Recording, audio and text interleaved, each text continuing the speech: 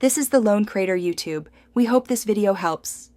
You start by opening Settings and going straight to Face ID and Passcode or Touch ID and Passcode.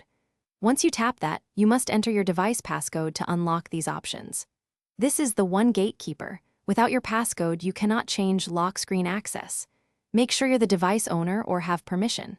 After entering the code, look for the Allow Access When Locked section. That's where the Control Center option hides and where you'll make the actual change. Once you see Allow Access When Locked, scan the list for Control Center and toggle it off. You're telling iOS to block swipes from the lock screen, so widgets and quick toggles won't appear until you unlock.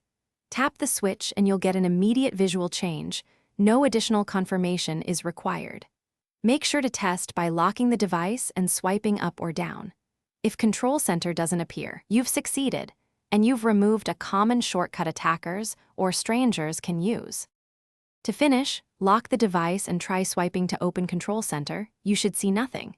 If Control Center still appears, reboot the device and recheck the Allow Access When Locked toggle. Sometimes settings need a restart to apply.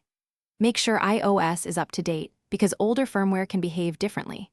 If problems persist, reset settings as a last resort. Settings General Transfer or Reset All settings. Note this keeps data but restores preferences. Thanks for watching. Consider subscribing if we helped you.